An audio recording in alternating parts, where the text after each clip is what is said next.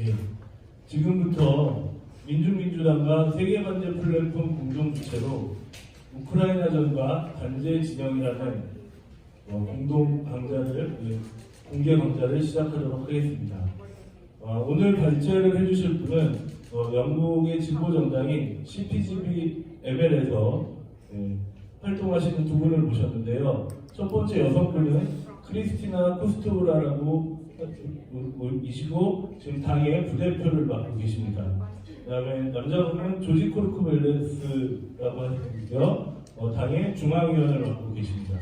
오늘 그 현재의 정세와 그리고 반제진영의 역할, 무엇을 해야 되는지 이런 얘기들을 같이 얘기해 주실 것 같습니다.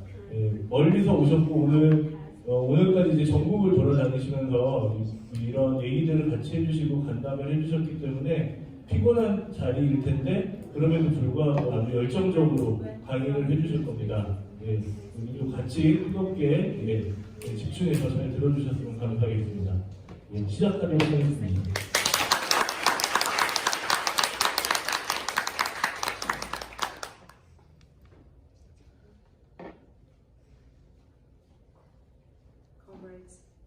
Friends, we are honored to be here today. We cannot express with words all the emotions that we have experienced on our journey here since we came, especially today, when we have been learning in theory, became very evident and very real in front of our eyes. When we saw the stamp of imperialism on your land, when everything that is against humanity, all the weaponry, all the barbarity, becomes real in front of your eyes. It is very hard not to get the courage to take sides with those who are oppressed, with those whose land has been colonized, divided. 네, 동지들, 친구들, 오늘 이 자리에 오게 되어 영광입니다. 여기서 난 코리아에서의 일정에서 느낀 것들을 말로는 다 표현하기 어렵습니다. 특히 오늘 이론을 통해 배운 것이 우리 눈앞에서 명백히 실제로 보여졌습니다. 특히 여러분 땅에 제국주의의 흔적들, 반인륜적이고 온갖 무기들과 함께 야만성으로 무장한 제국주의 흔적을 실제로 봤습니다. 피억압받고 그리고 식민화된 이 땅에, 분단된 이 땅의 편에 서는 것은 용기가 필요합니다. So we are having an urgent feeling, not just a feeling, but a responsibility to clarify things so that they become real to people who do not have the eyes to see them and experience themselves. In countries that belong to the imperialist core, in the workers that we come to contact with through our parties, and to those that we want to educate further on what imperialism is, we feel that we need to act much more urgently than we actually do. And I'm going to stop now and introduce Comrade George, who is going to talk to you about the war in Ukraine. 네, 우리는 여기 와서 정말 투쟁이 시급하다고 느꼈습니다. 단순히 느낌이 아니라 이것은 책임감입니다.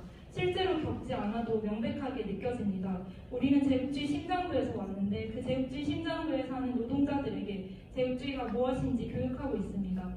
그리고 더 시급하게 행동해야 될 것을 촉구해야 된다는 생각이 들었습니다. 소개는 여기까지 하고 이제 조지가 우크라이나전에 대해 설명하겠습니다.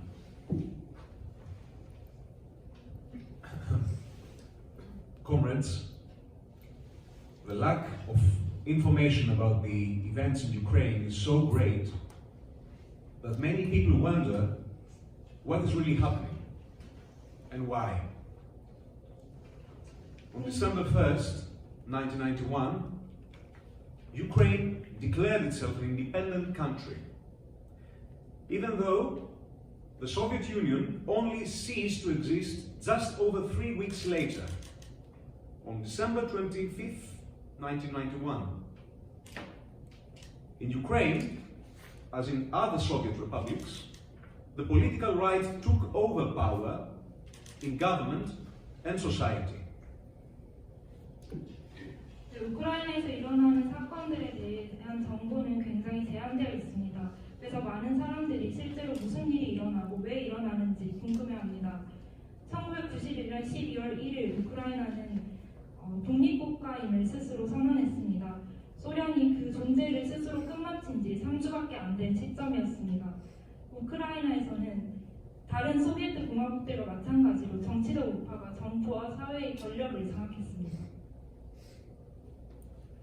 Ukraine was at that time a highly developed industrial country with modern industries, with food, machinery, metals, electricity, chemicals, construction, water, mines, iron, coal, manganese, titanium, mercury, sulfur, lime, potassium carbonate, and agriculture, meat, milk, wheat, buckwheat, rye, potatoes, sugar beet, corn, vegetables, sunflower seeds, enterprises employing thousands of workers worth hundreds of billions of dollars, and a population of 52 million people. The unemployment rate was then 19%. 당시 우크라이나는 매우 발전된 산업국가였습니다. 식량, 기계, 그리고 금속, 전기, 화학, 건설, 수도와 같은 현대화된 산업들과 철강, 석탄, 망간, 티타늄, 수은, 유황, 석회, 칼륨, 산산염과 같은 광물들, 그리고 고기, 우유, 밀가루, 메밀, 호밀, 감자, 사탕무, 옥수수, 채소, 해바라기 씨와 같은 농업까지 다 발달된 국가였습니다.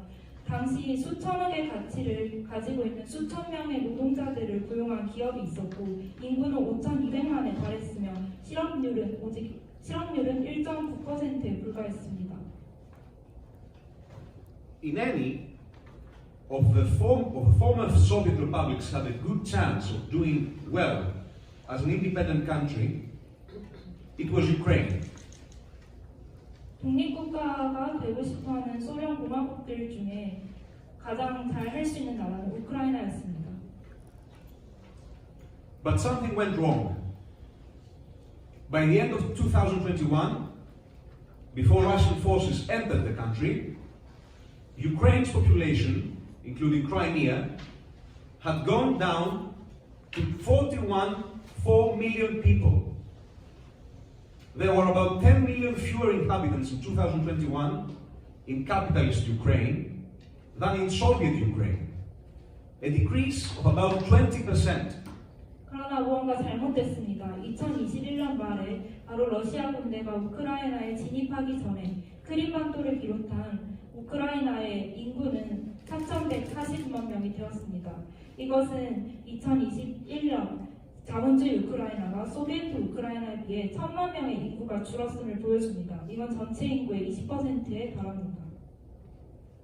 It is interesting also to note that in 2020 and 2021 alone, the number of inhabitants decreased by about 3 million people.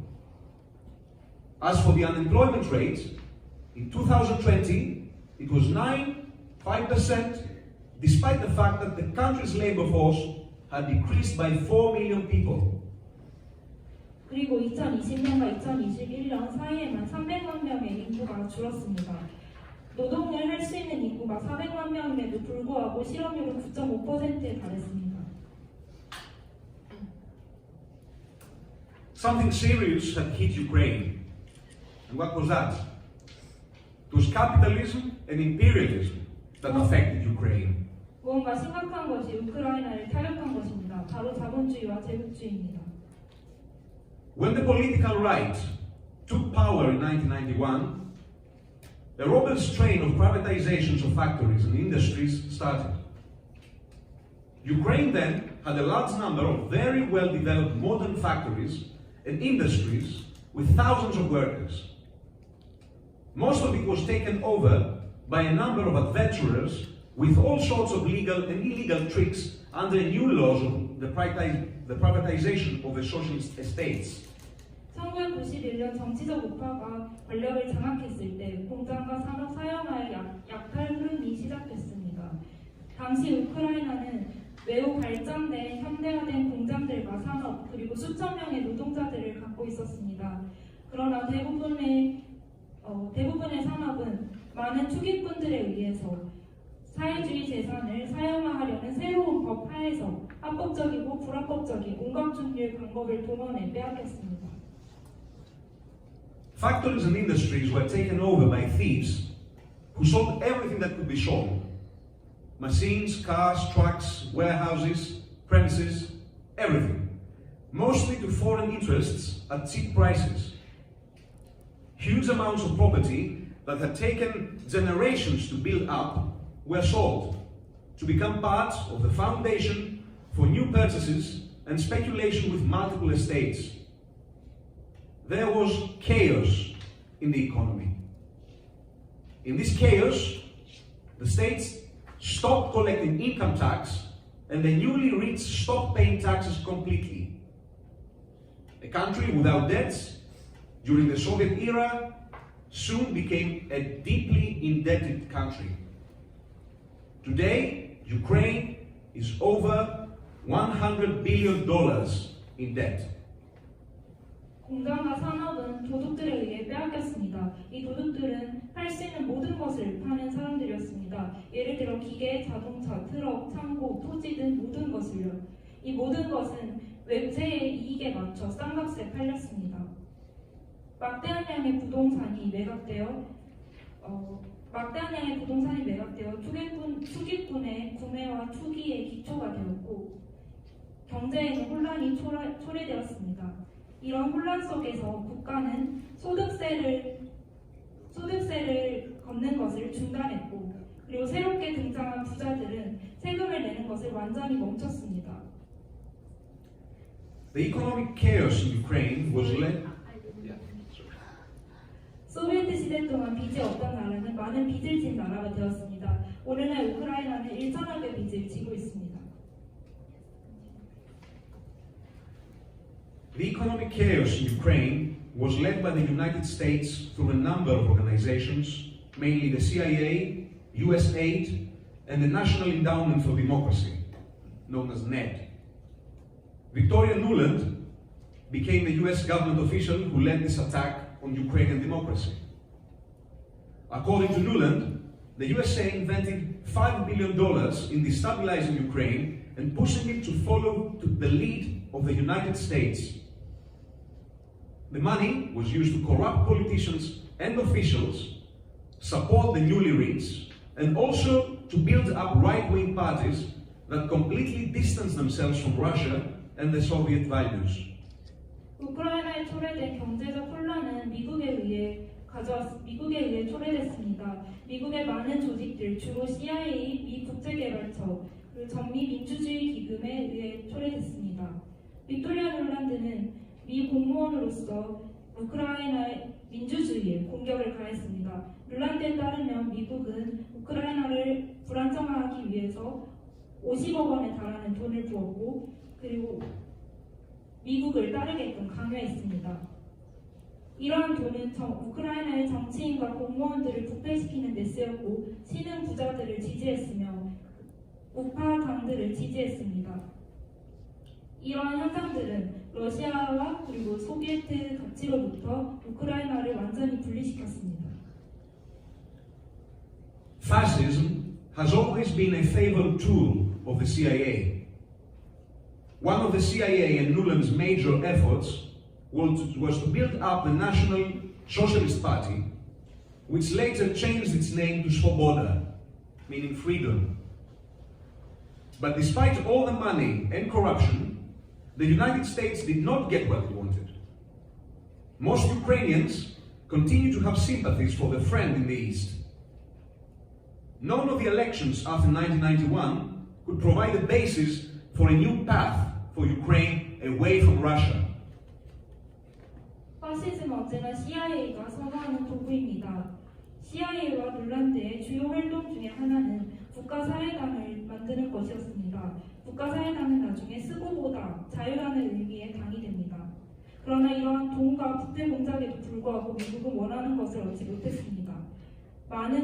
대부분의 우크라이나인들은 여전히 동부에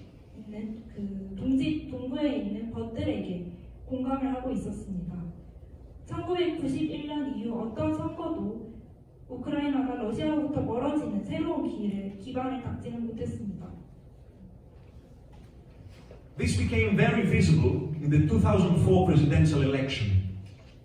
When the elections were over and the votes were counted, the president, Viktor Yanukovych, who wanted to maintain contacts with Russia, had once again been elected. A major campaign was launched to change the election results. After months of well-paid demonstrations and protests against Yanukovych for electoral fraud, the Orange Revolution, Ukraine's Supreme Court, called new presidential elections for January 2005. 이것은 2004년 대선에서 뚜렷하게 보여집니다. 당시 대선이 끝나고 새로운 대통령 빅토르 야누코비치가 당선됐습니다. 빅토르 야누코비치는 러시아와의 관계를 유지하고자 하는 대통령으로서 다시 한번 당선됐습니다. 그런데 선거 결과를 뒤집기 위한 캠페인들이 벌어졌습니다. 야누코비치를 반대하며 그것이 선거 사기라고 외치는 잘 준비된 집회 시위들이 여러 달 펼쳐졌습니다. 이것이 바로 오렌지 혁명이라고 불리는 것입니다. 결국 우크라이나 고등법원은 2005년 1월 새로운 대선을 요구하게 됩니다. The new election, with organized electoral fraud, was won by US-backed candidate Viktor Yushchenko. There followed 5 years of struggle to definitively separate Ukraine from Russia. During these years, Viktor Yushchenko was a disaster for the country, with several government reshuffles, constant parliamentary disarray, and new elections. 이렇게 선거 사기로 새롭게 조직된 선거는 미국을 등에 업은 빅토르 유셴코를 당선시키게 됩니다. 이후 5년 동안 우크라이나를 러시아로부터 분리시키기 위한 싸움이 진행됐습니다. 최근 빅토르 유셴코는 거의 재앙과 같았습니다. So, what follows is what has led to the Maidan fascist coup. The US imperialists would never allow the Ukraine to split from the imperialist influence and go back to be connected to Russia. 네, 파시스트 쿠데타가 가져온 영향을 살펴봤는데요. 미 제국주의는 우크라이나가 제국주의 영향에서 벗어나서 다시 러시아와 연계를 갖는 것을 허용하지 않습니다. It was exactly at this point where the United States decided on an armed coup d'etat with collaboration of all the bourgeois democratic paths of bribery and corruption. They have all been in place in the Ukraine. But nothing had paid off, and the people we saw did not want to break links with Russia. And that's why they were punished by US imperialism. 네, 미국은 부르주아와 온갖 매물을 동원해서 쿠데타를 일으키고 공작을 했지만 민중들은 결코 러시아와 연계를 끊고 싶지 않아 했습니다. 그렇기 때문에 미국은 이 우크라이나 민중을 벌할 수밖에 없었습니다. In Western Ukraine, the fascist Svoboda had grown into a large party that was able to organize demonstrations with thousands of supporters, including a very well-trained guard force of violent young thugs, violent young men. This situation was back in 2012, after all the 20 years described, after the theft and corruption of capitalism in the country that had created very poor living conditions and the high unemployment that George described. So, 우크라이나의 파시스트는 큰 정당을 가지고 있습니다. 그래서 수천 명이 참여하는 집회를 조직할 수 있고 폭력적인 젊은 남성들로 구성된 무력 분단을 움직일 수 있습니다. 이것이 2012년의 상황입니다. 이후 20년 동안 아주 부패한 자본주의의 모습을 보여주고 있습니다. 아주 빈곤한 상황이고요. 방금 조지가 묘사했듯이 높은 실업률을 갖고 있습니다.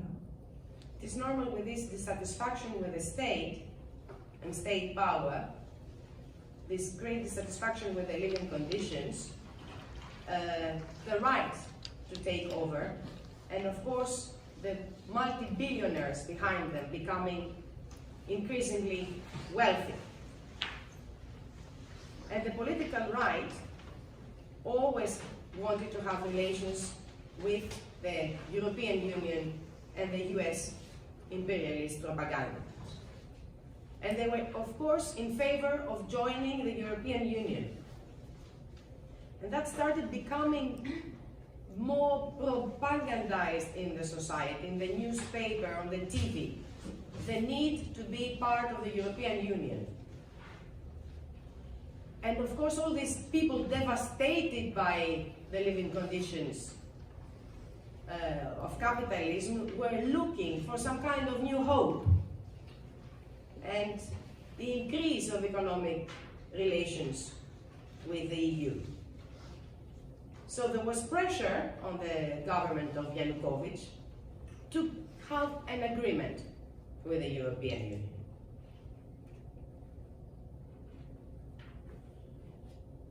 이러한 국가 권력에 대한 불만, 생활 조건에 대한 불만의 뒤에는 다국적 억만장자들이 있었습니다.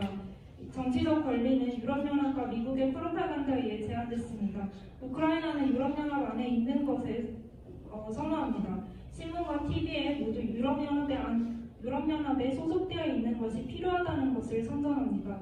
자본주의 생활 조건 상에서 마치 새로운 희망이 보이는 것처럼 유럽연합을 통해 보여줍니다. 그런데 이 야누코비치 대통령은 유럽연합에 반대했습니다. So, in 2013, Ukraine was bankrupt, with need to borrow money to be able to pay for basic needs, schools, hospitals. So, President Yanukovych started having negotiations with the West over a large loan. And of course, we had the intervention of the World Bank and the International Monetary Fund that offered some $15 billion, but with conditions. As imperialist help always comes with very, very heavy conditions. 2014년에 우크라이나는 파산 상태였습니다. 그래서 돈을 빌려야 했고 이 파산의 상황에서 병원이나 학교 등 기본적인 권리들이 보호받지 못했습니다. 그래서 당시 대통령이었던 야누코비치는 서방과 협상을 시작했습니다. 대규모 대출에 관한 것이었는데 세계은행과 IMF의 개입을 받아들이는 대신 500억의 대출을 받는 대신 제국주의의 가혹한 조건이 제시됐습니다. And what the European Union, through its financial institutions, demanded was basic right that the Ukrainians had when they were part of the Soviet Union. So they demanded that there was a ban on selling land. So as a citizen you cannot sell land. And of course the Ukrainians found this to be unacceptable. Another demand was to increase the age of pension, to work until later on in life. And that was also not something that Ukrainians as part of the Soviet Union were used to. 유럽연합은 금융기관을 통해서 소련의 일부였던 시기에는 지켜졌던 권리들을 파괴하게 했습니다. 예를 들어서 우크라이나에서 토지 거래는 불가능했는데 토지 거래를 요구했고 연금을 수령할 수 있는 연령을 늦추도록 요구했습니다. So this is how they make a country dependent, how they enslave a country. The third demand was that the Ukrainian government, any Ukrainian government that would take the loan, we have to cut all subsidies of gas and oil that were offered to the citizens to make it easier to pay for their bills. 이것이 우크라이나를 어떻게 의존 종속국 노예로 만드는 것인가의 과정을 보여줍니다. 이러한 제안을 받아들이는 모든 우크라이나 정부는 원래 우크라이나 시민을 위해서 제공되던 가스나 오일을 종속적으로 받쳐야 했습니다. But there was another offer. There was Russian offer. Vladimir Putin offer of 15 billion loan without any of these conditions. In addition, Putin promised lower prices for oil and gas, and Yanukovych accepted Russia's offer. That was his crime. 그러나 다른 선택지가 있었습니다. 푸틴의 제안은 같은 금액을 대출해주는 대신 어떠한 조건도 없었습니다. 심지어 오일이나 가스도 더 낮은 가격에 제공하는 제안이었습니다. 당시 야누코비치 대통령이 이 제안을 받아들였고 이것이 바로 야누코비치의 범죄라고 불리는 것입니다.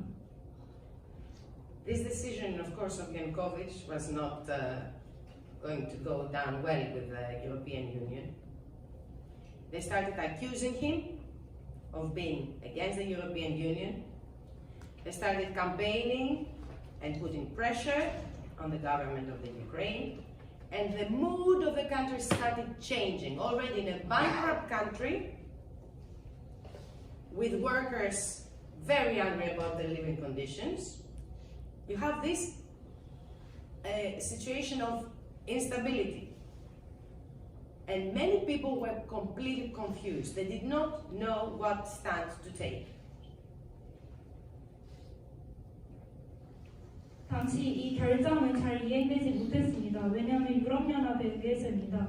유럽연합은 야누코비치 대통령을 비난하며 정부에 압력을 벌이는 캠페인을 벌였습니다. 이로 인해 여론이 바뀌기 시작했습니다. 나라는 이미 파산한 상태였고 노동자들의 생활 조건이 최악인 경우로 노동자들이 이미 분노에 찬 상황이었으며 온 사회가 불안했습니다. 모든 사람들이 혼란스러워하는 시기였습니다. And in this very tense situation, the US and the CIA started preparations in which they are very good.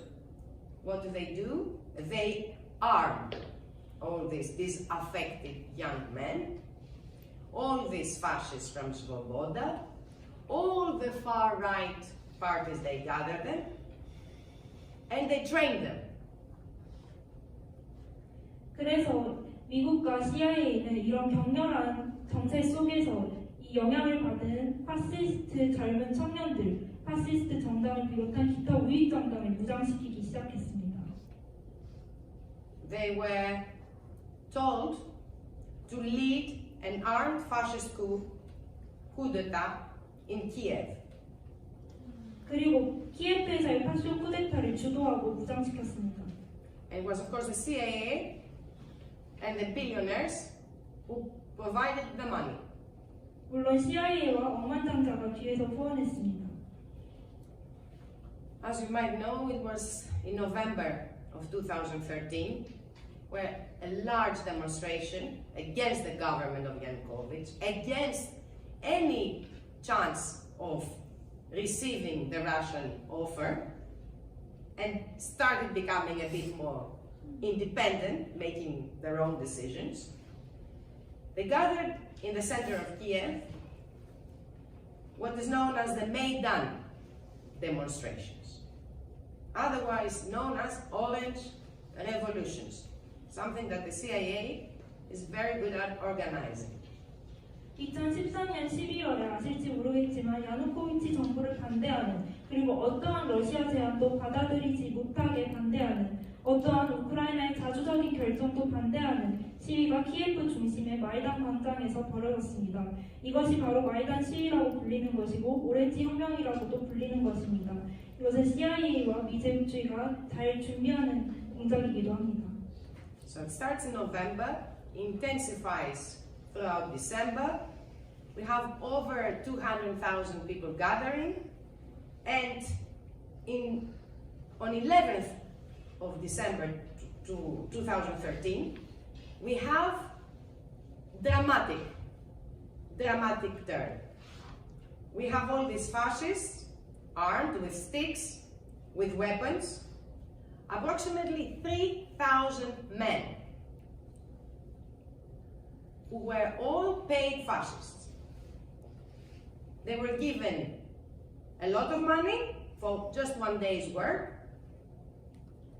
And, you know, you can imagine, a school teacher would get a very, not even 1/3 of the money that those armed fascists received from the CIA bosses for this particular job. 11월부터 12월까지 격화되면서 20만 명이 넘는 사람들이 참여했습니다. 2013년에 드라마틱한 변화가 있었습니다. 이 3,000명의 무장된 파시스트들은 하루 용역비로 엄청 큰 돈을 CIA로부터 받았습니다. 무장한 파시스트들이 CIA 상관으로부터 받는 돈이 교사가 받는 돈보다 더 많았습니다. So, you go from not being able to earn a living to earning a year's salary for staging a demonstration, for demanding the resignation of your president, and from, getting this feeling that you are ruling the country and terrorizing people. 이 교사의 1년 연봉보다 대통령에 반대하는 하루 집회에서 받는 돈이 더 많았습니다. 이런 것들은 이 파시스트들로 하여금 마치 나라를 지배하고 테러리스트를 마음껏 버릴 수 있다고 느끼게 만들었습니다. The fascists create a situation of complete chaos. They work closely with the police. The violence from that coup is really the precursor, if you want, the seed of what we are seeing, the amount of violence that we see right now by the Azov battalions, by all those that the West are sending billions of money to. And we have citizens being beaten by batons, iron chains, being fired upon. This whole thing, this chaos lasted 3 months. 파시스트들은 상황을 더 복잡하게 만들었습니다. 파시스트들이 경찰과 가깝게 결합하면서 이 폭력의 양은 상상을 초월했습니다. 서방은 수십억 돈을 들였고 시민들은 곤봉 등의 무기로 맞았습니다. 이러한 혼란은 3개월 동안 지속됐습니다. And this is how it's the first time that all the players are in place. It's like a chessboard. Now the Maidan made a demand for the resignation of the president, and all the people of Ukraine who were, ready to support independent actions by the presidents become terrorized, begin to retreat. Yes, so the fear started to reign. It became a terror state because we have the fascists working, collaborating with the police, in terrorizing the people who wanted to support the president. 네, 당시 파시스트들과 경찰이 함께 결합하면서 테러리스트에 대한 민중의 두려움은 마치 비처럼 내렸습니다. So we have really a situation where we have a fascist dictatorship against the people. But the people back then are not the people. We saw an increasing degradation in the consciousness of the people of the Ukraine. From 2013 to now, with a constant influx of propaganda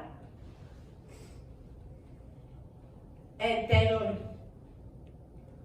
and all the exploitation of nationalistic sentiment, with the very concrete support to the descendants of Bandera. 이렇게 민주에 반하는 파쇼 독재가 시작된 것입니다. 2013년 이후로 우크라이나 민중의 의식은 저하되기 시작했습니다. 왜냐하면 그들은 지속적으로 프로파간다에 노출됐고 테러, 착취, 그리고 국수주의 정서에 노출됐습니다. 구체적으로는 반대라 후손을 지지하는 정서들에 노출됐습니다. So we wanted to give you this chronicle and take you back in time, because otherwise the situation in the Ukraine cannot be understood. It did not erupt with a sudden invasion of an independent country, stable country by Russia. 우리는 이 시기부터 돌아가 설명을 하고 싶었습니다. 왜냐하면 현재 우크라이나에 일어난 상황이 안정적인 독립국가에 대한 러시아의 침공이 갑자기 일어난 침공이 아니라는 것을 설명하기 위해서입니다. It is very important to study this chronicle and to understand how you can have a country that used to be so high in living standards, in education, in culture, with the intervention for years of imperialism, to become fascistic, to turn fascist, to raise from the grave the zombie that is fascism, to bring it to life again. How it is possible? Well, we show in economic terms how this can be done.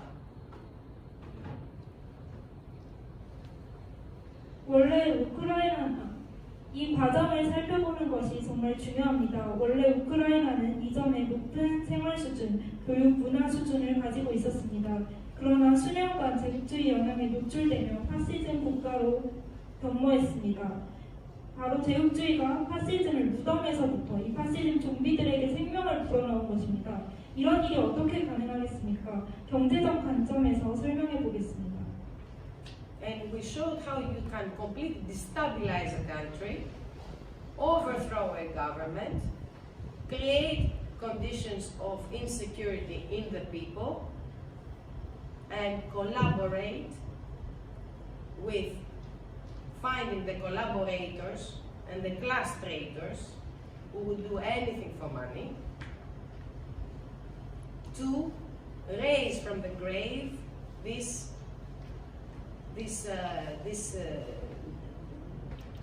fascism, the specter of fascism. Having said that, at the same time that they did that, they brought also out another sentiment in the people who remembered what the Soviet Union stood for.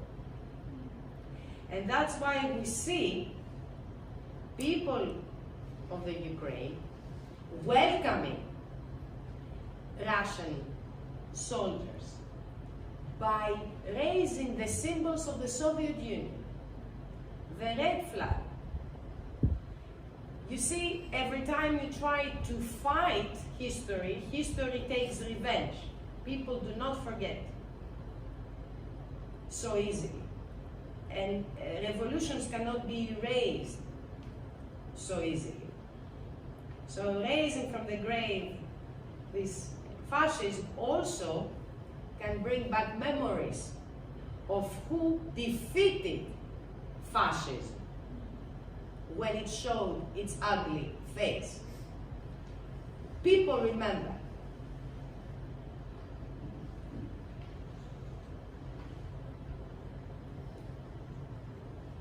이로 인해서 불안정 그리고 정부의 전복, 사람들의 안전을 위협하는 조건이 만들어졌습니다. 그리고 부역자들과 돈을 위해 무엇이든 하는 계급 배신자들에 의해 만들어졌습니다. 이렇게 무덤으로부터 부활한 파시즘의 요소는 또한 소련이 대표했던 것들에 대한 새로운 감정을 사람들에게 불러일으켰습니다. 당시 러시아 군대가 들어올 때 우크라이나 민중은 소련의 붉은 길을 흔들며 환영했습니다. 역사에 반대해 싸우면 결국 역사가 복수합니다. 민중들은 결코 잊지 않습니다. 무덤으로부터 파시즘을 부활시킨 것은 누가 파시즘을 타도했는가에 대한 기억을 다시 떠올리게 했습니다. So we'd like to make a few points, a few conclusions clear. The crisis in the Ukraine has been prepared for many years by the services of the collective imperialist West since 2014 and much earlier actually. 몇 가지 결론을 이로부터 도출할 수 있습니다. 첫 번째, 우크라이나 위기는 수년간 준비된 것이라는 겁니다. 2014년부터 어쩌면 그보다 훨씬 더 이전부터 제국주의 집단에 의해 준비됐습니다. With one aim, to use Ukraine to put Russia in its place politically, to bring the European Union to the doorstep of Russia and make Russia retreat. And if possible, to start dismantling it, taking it apart, so it can no longer act as an independent country and make independent decisions, especially in aiming to the strength that nuclear weapons bring, to large army, and to shared territory. So it wanted, the aim was to stop Russia from doing it. 바로 한 가지 명목하에서입니다. 우크라이나를 활용해서 러시아를 정치적으로 고립시키려는 것입니다. 유럽연합과 러시아를 분리시켜 러시아를 후퇴시키려고 하는 것입니다. 이것은 자주국가의 자주적인 결정을 위한 것이 아닙니다. 핵무기와 대규모 군대를 우크라이나에 활용하기 위해서입니다. Now, we cannot say that Russia reflects exactly the memory of these people raising the red flag. We must be clear on that. 물론 우리는 이 사람들이 우크라이나 민중이 흔들었던 붉은 기의 의미를 현재의 러시아가 정확히 반영한다고 보지 않습니다. 이것은 명백히 짚고 넘어갑니다. Russia is a capitalist country, but it is a country on the periphery of imperialism, in the periphery of imperialism, in the surroundings, not in the periphery, not the center. Yes, center and periphery. 러시아는 확실히 자본주의 국가입니다. 제국주의 국가들에 의해 포위되어 있는 자본주의 국가입니다. After the collapse of the Soviet Union, the government of Yeltsin sold all the land, sold all the state, all the resources, in order to belong to the club of Western imperialism. But were they accepted? No. They were only accepted to the extent that they could have Russian economy exploited. What does it mean to be exploited? It means to have fewer opportunities to develop than the imperialist nations and fewer profits for Russia. So that the profits that they make, even the Russian oligarchs, to go to the collective imperialists and not to Russia. That is what describes the periphery. 제가 그 포위되어 있다고 설명한 것은 소련 붕괴 후 그 옐친 정부는 모든 땅과 자원을 팔았습니다. 바로 서방 제국주의 클럽에 소속되기 위해서였는데요. 서방 제국주의 클럽에서는 러시아를 받아들이지 않았습니다. 오직 그들은 러시아 경제를 착취하는 데까지만 이용했습니다. 착취의 의미가 무엇입니까? 착취당하는 나라에는 발전의 기회도 거의 없게 되고 이익도 거의 얻을 수 없게 됩니다. 포위당했다고 얘기한 이유가 바로 이것입니다. So, despite the capitalists and the capitalist ruling class in Russia, this Russian government understands, first, it cannot enter the club in the way they would have hoped. So, this didn't take place. And also wants to maintain the prestige, the independent policy that they had when they were not slaves of the West. You know, a certain prestige. They wanted to maintain political independence and territorial integrity and a standard of living for the Russian people. Things that were achieved for decades under Soviet Union. The things that you cannot forget, the standards that you once had, and that at least selling off your country like this should at least guarantee the same, if not better, standards of living. So that is Russian policy. 러시아는 자본주의 지배계급인데도 불구하고 결국 서방 제국주의 클럽에 들어가지 못했습니다. 그러나 특권을 원했습니다. 바로 독자적인 정책, 자주적인 정책을 가지는 것입니다. 서방 제국주의에 굴복하지 않고 정치적 주권과 영토 완정의 권리를 갖는 것입니다. 이렇게 땅과 자원을 팔았던 만큼 자신들의 권리를 지킬 수 있는 기준을 가지고자 하는 것이 러시아의 현재 정책입니다. So we're talking about a country, like every capitalist country, that has a big bourgeoisie, a comprador bourgeoisie, ready to sell everything, and to take sides with imperialism, to take sides with it. However, we had a situation starting with the Maidan coup, where you have Russia gradually being dragged to a situation of confrontation, of constant challenging, where they had to act. They were challenged every year, every month, to the point where they started realizing that if they would not fight back, this ruling class of Russia could very well have the same fate with Gaddafi in Libya. So we start talking about a bourgeoisie that starts, trying to survive, to stay alive. And that is dragging it towards a war of defense, trying to defend its existence from this imperialist threat that is increasing. 모든 자본주의 나라에는 대자본과 매판자본이 있습니다. 매판자본은 제국주의 편에 서서 국가의 모든 것을 팔아넘깁니다. 마이단 쿠데타로 시작된 이 상황은 러시아를 대결점으로 끌어들였습니다. 매년 그리고 몇 달간 러시아는 도전에 맞닥뜨리면서 뭔가 조치를 취해야만 하는 상황이 되었습니다. 바로 살아남기 위한 생존의 노선으로서요. 그렇지 않으면 리비아의 카다피와 같은 길을 걷게 될 수 있는 상황 속에서 제국주의의 증가하는 위협에 맞서 주권을 지키기 위해 러시아는 움직여야 했습니다. Now, where we see the support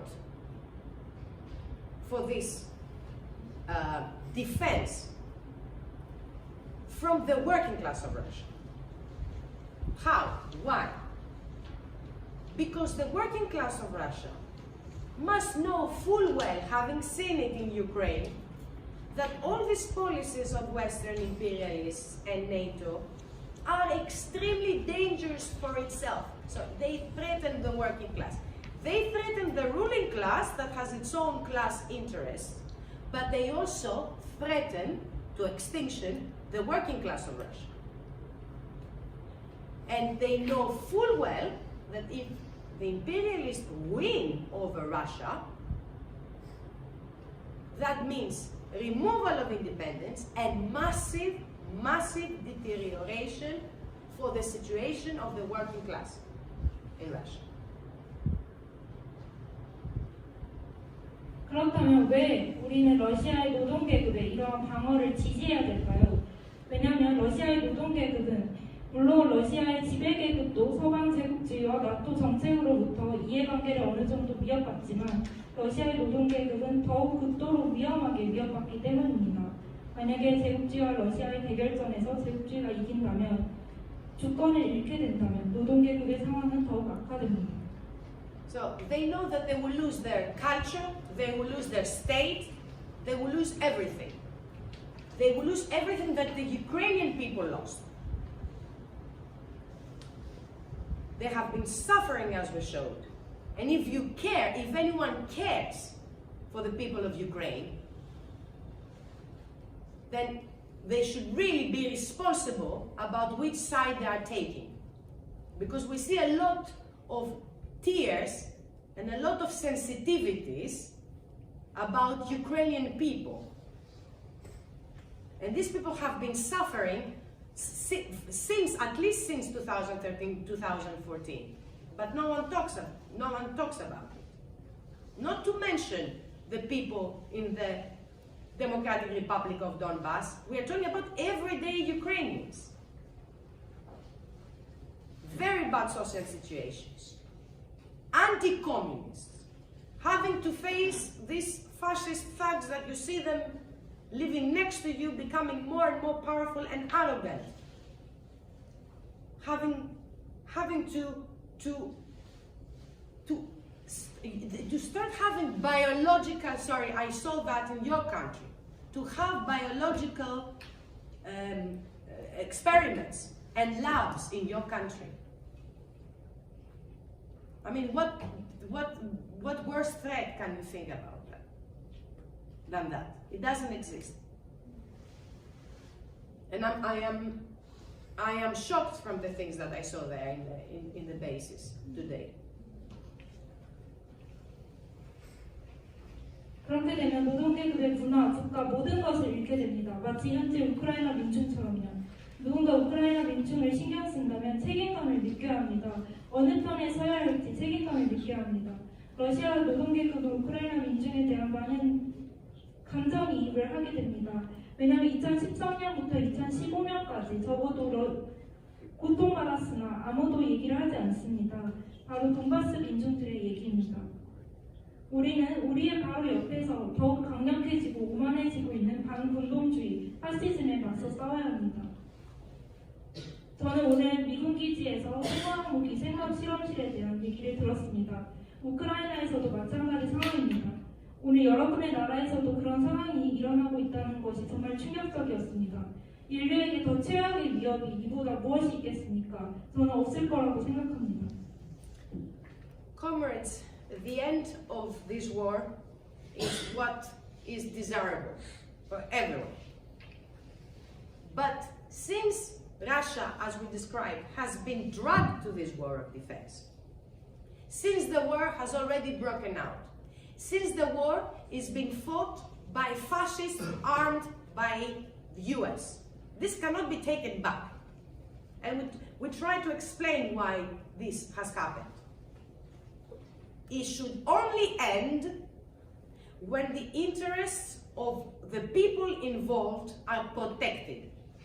And we have, as anti-imperialists, to think about our responsibility towards these people. The people of Russia, the people of Donbass, the people of Ukraine, all of them, the working classes, the people, how and what will protect them so that these damages are not going to happen again. So that they don't see Russia being divided, fragmented, and sold out to the highest bidder.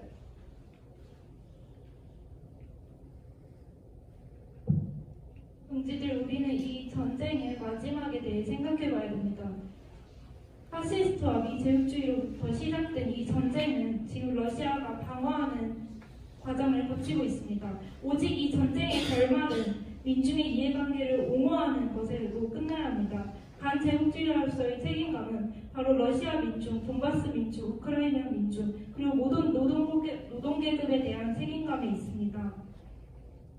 모든 노동계급들에게 이러한 피해가 다시는 일어나지 않게 하는 것이 우리의 일입니다. Some media analysts, geopolitical analysts, people who are on the payroll of US imperialism, they want us to see this war as between Russia and Ukraine. Like states, like if it was a fight between two people. But this war is actually global. And more than that, it is, if it escalates, which is escalating every day, it can bring us to the Third World War. For many people, many thinkers, many analysts, it has already begun. Third World War has already begun. 많은 매체와 지정학 분석가들은 이러한 전쟁을 러시아와 우크라이나 두 국가 간의 싸움, 두 민중 간의 싸움으로 봅니다. 그러나 이것은 두 국가 간의 싸움이 아니라 전 세계적인 전쟁입니다. 더구나 이 전쟁이 매일매일 고조된다면 결국 3차 대전으로 이어질 것입니다. 현재 많은 분석가들은 이미 3차 대전이 시작됐다고도 분석하고 있습니다. And today, we experienced seeing the real place where these weapons can be actually launched and to see them warm up. This threat became very real. It's not in theory, especially for your country, especially for your people. So our responsibility is to make sure that at least we are not confused as to the nature of this war that can affect your country, my country, everyone. It's global.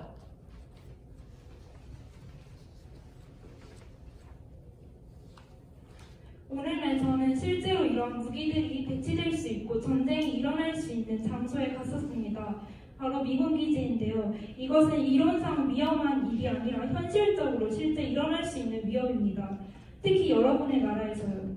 그래서 우리의 의무는 최소 이 전쟁의 성격을 혼동하지 말고 여러분의 나라에서 일어날 수도 있는 또 우리나라에 영향을 끼칠 수도 있는 세계 전쟁의 성격을 잘 분석하는 것입니다.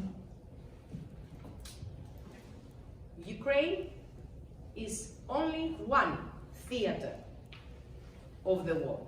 It's only one place where we see the drive to war against Russia and China. The other theater is in your doorstep.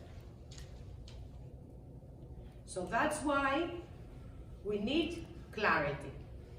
And we think, that's the message we want to give you, that the proletariat, the working people of Russia, for the working people of Russia, this moment is a moment of clarity, where they realize that the bourgeoisie, their bourgeoisie, the Russian bourgeoisie, that was not interested in war, as it has proven, and it delayed the reaction to the threats of imperialism. And we saw all the oligarchs leaving the country. They have left the country because we see them in London. We see them, we meet them. We know they have left the country. So the people who are back in Russia, who stayed, they're not just the common, Russian oligarchs who abandoned the boat, like the ship, like rats. Those have left. And the people of Russia see that this is not a war waged by Russian imperialists. Russian imperialists. Otherwise, they would not have the support of the working people of Russia. 75% support for the government. The working people of Russia.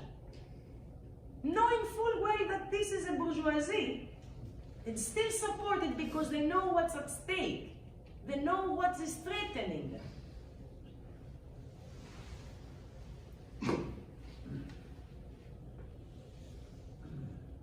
우크라이나는 러시아와 중국을 반대해서 일어나고 있는 전쟁 책동의 하나의 전장일 뿐입니다. 또 다른 전장은 바로 여러분의 문턱이 있습니다. 우리가 주고 싶은 메시지는 러시아 노동자들은 현재 이 순간을 명확히 깨닫고 있다는 것입니다. 그들은 자신의 자본계급이 이 전쟁에 이해관계가 없다는 것을 명확히 깨닫고 있습니다. 실제로 러시아의 올리가르히들은 자신들의 모든 재산을 주고 러시아를 떠나고 있습니다. 우리는 런던에서도 그런 올리가르히들을 봤습니다. 그렇기 때문에 러시아에 머무는 러시아 민중, 노동자들은 이 전쟁이 결코 러시아 제국주의를 위한 전쟁이 아니라는 것을 깨닫고 있습니다. 75%의 러시아 노동자가 정부를 지지하고 있습니다. 이 뜻은 러시아 노동자들이 어떠한 위기에 처해 있고 무엇이 우리를 위협하고 있는지 명확히 안다는 뜻입니다. Comrades, there's no such thing as Russian imperialism. It doesn't make sense economically, historically, politically, pragmatically. It doesn't. And the powers of finance capital know that full well because they never accepted on equal terms Russia. It was always at the periphery, and it still is. So to talk about Russian imperialism is actually not having the responsibility, moral, political clarity of mind to take sides for the working classes of these countries and for the world. It's an irresponsible, dangerous position that can bring tragic consequences for humanity.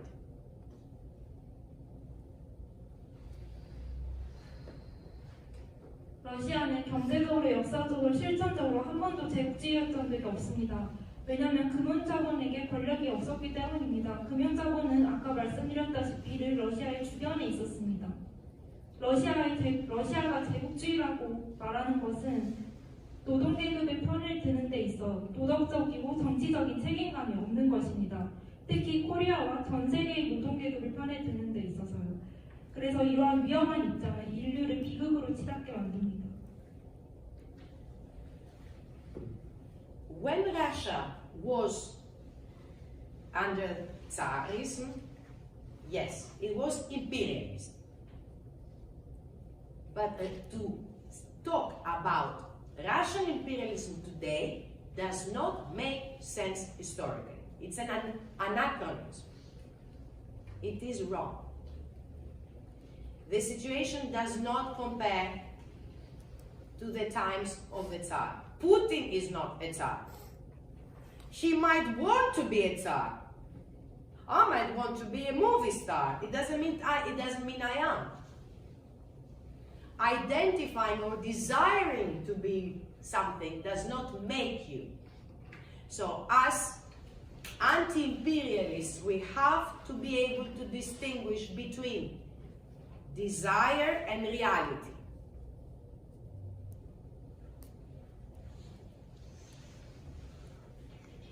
러시아가 짜르 체제 하에 있던 시기는 제국주의라고 할 수도 있겠습니다. 그러나 현재의 러시아는 결코 제국주의가 아닙니다. 현재의 러시아를 제국주의로 보는 것은 아나크로니즘이고 틀린 얘기입니다.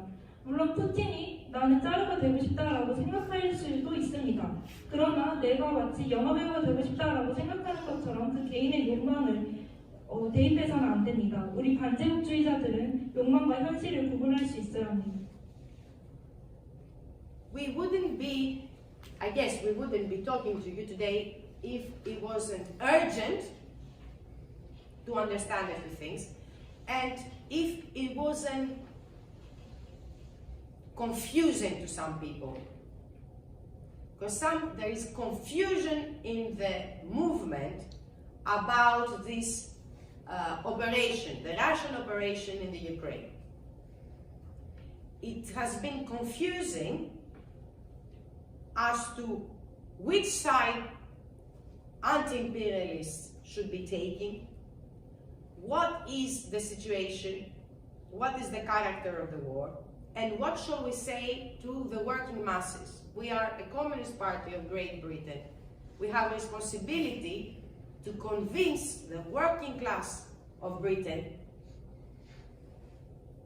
to wish for the ruling class to be defeated.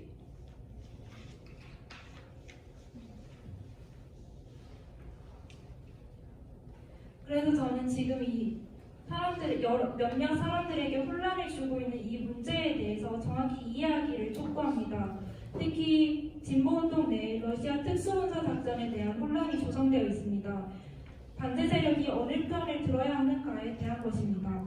우리는 영국의 공동주의 정당으로서 노동계급을 설득할 의무가 있습니다. 전쟁의 성격을 명확히 규정하고 그들이 자신의 지배계급을 타도하기를 바라도록 이끌어야 합니다.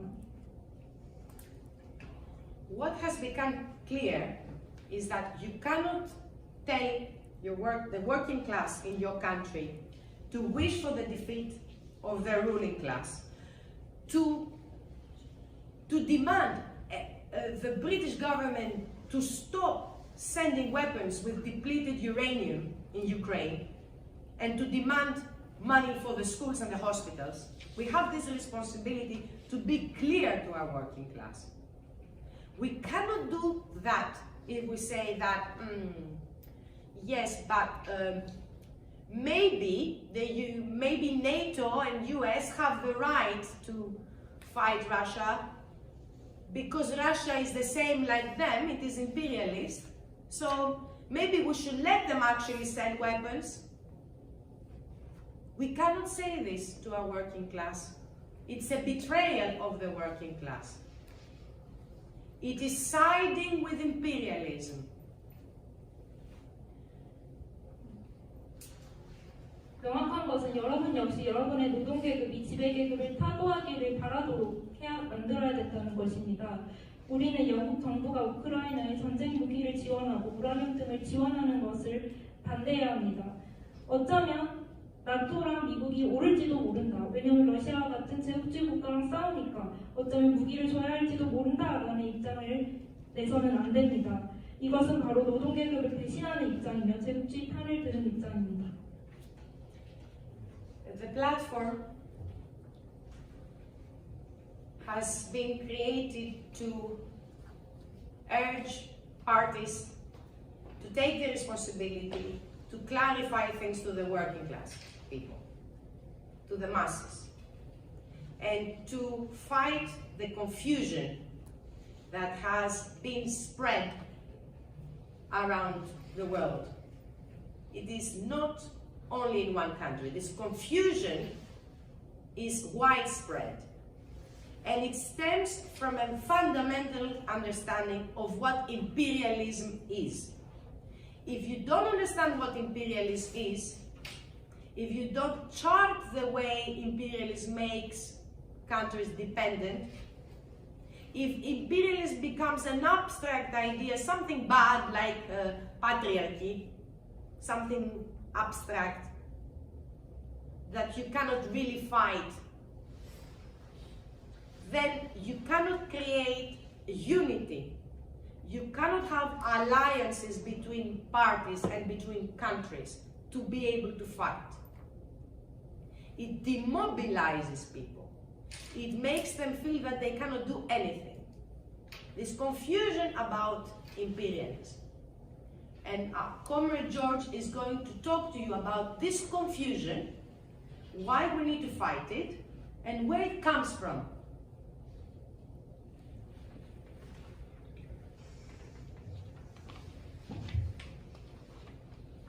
네, 세계반제 플랫폼은 이에 대한 책임을 느끼고 노동계급과 민중 속에 명확한 길을 제시하기 위해 만들어졌습니다. 이런 우리 주변의 운동을 둘러싸고 있는 혼란은 한 나라에서만이 아니라 세계 널리 퍼지고 있습니다. 이것은 바로 제국주의가 무엇인가에 대한 핵심적인 질문입니다.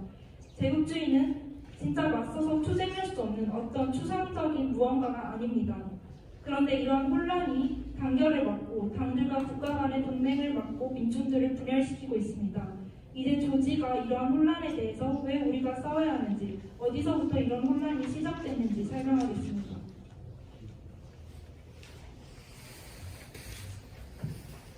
Myself and Comrade Christina, we both come from Greece. Therefore, we're going to spend a few words with you about our experience and our legacies coming from a country where the Communist Party is very strong and its legacies are still present. The Greek Communist Party, KKE, unfortunately, it has taken a very peculiar course. It seems that it has no problem with identifying imperialism with every capitalist state in the world.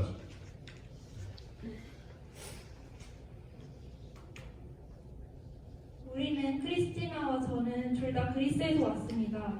먼저 우리의 경험 그리고 유산에 대해 몇 가지 말씀드리겠습니다. 우리나라는 공동주의당이 매우 강하고 그 유산이 여전히 존재하는 나라입니다. 그리스 공산당은 특이한 노정을 걸어왔습니다. 그리스 공산당은 최근 세계 모든 자본주의는 제국주의라는 제국주의 규정의 문제를 들고 있습니다. So, the Greek Communist Party has no problem with this, because they have been working out a new theory of imperialism for years. And this theory, it seems, gives KKE a reliable tool for correctly assessing any event in the world. This is how it seems to them. 그리스 공산당은 그런데 문제의식을 전혀 못 느끼고 있습니다. 바로 수년간 오랜 세월 동안 새로운 이 제국주의 이론으로 사업해왔기 때문입니다. 그리스 공산당은 이 이론을 들어 세계 모든 사건을 분석하고 있습니다. Thanks to the great authority of the KKE on the international level, many parties and communists have also fallen under the influence of this theory, considering it the only possible continuation of Lenin's theory of imperialism on a modern level. 그리스 공산당의 국제 수준에서의 큰 영향력 때문에 많은 당과 공동주의자들이 이 이론을 따르고 있습니다. 심지어는 현대 시기에 레닌의 제국주의론을 계승하는 유일한 이론으로 생각하고 있습니다.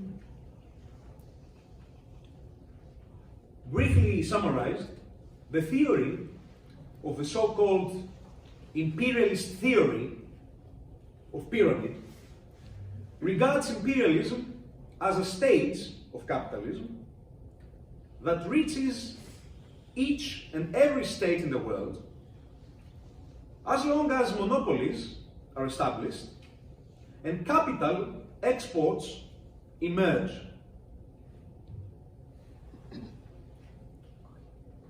In fact, according to this theory, every modern capitalist country is automatically imperialist at the same time, since the economic strength of countries differs from one another, they form a general pyramid. The countries at the top are the dominant ones. At the bottom are very poor countries, which are nonetheless imperialist as well. Everyone is imperialist. Everyone. You, everyone. 요약해서 말하자면 제국주의 피라미드론이라고 하는 이 이론에서는 제국주의는 자본주의 단계로서 현 시기 각각의 모든 국가들이 독점을 가지고 있고 자본 수출이 나타나고 있습니다. 그래서 모든 현대의 자본주의 국가들은 자동적으로 제국주의 국가가 되고 동시에 그 차이는 오직 경제력에 의해서만 규정된다고 말합니다. 그래서 이것은 일반적인 피라미드 모양을 하고 있으며 가장 지배한 국가가 가장 위층에 나타나고 가장 가난한 경제력이 약한 국가가 가장 아래층에 위치되지만 이 피라미드 내의 모든 국가는 전부 제국주의 국가입니다. Vasilis Opsimos from KKE, in his article Lenin's Theory of Imperialism and Its Distortions, sharply criticizes the many opportunists who question this theory. For example, he writes, characteristic of all these efforts in the continual excuses typical of the opportunism that Lenin himself denounced in his day. Not only do they refuse to draw historical lessons, but they leave the ground of revolutionary dialectics, of concrete analysis of the concrete situation, and return to the ossified forms of a modern Menshevik, reformist strategy.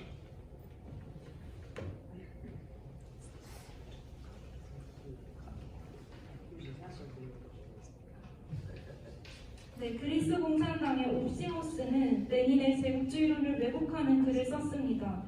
그는 이 이론에 대해 문제의식을 갖는 자들을 기회주의로 규정하며 다음과 같이 말했습니다.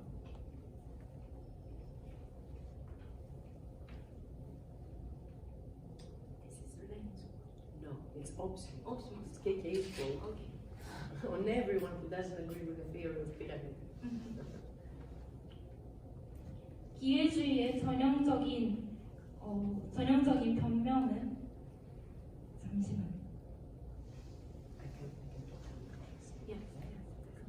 So basically, what the KK accuses everybody who does not agree with their theory of pyramid of being anti-Leninist, of being opportunistic, of being like the Mensheviks, of wanting a reformist strategy. So, all these accusations about what I told you today apply.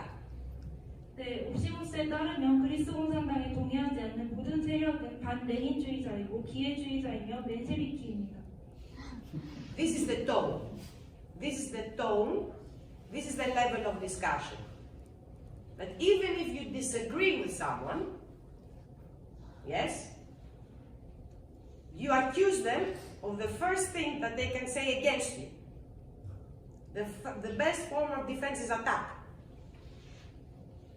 So they throw the accusation of being opportunists to everyone who will refuse to follow this theory.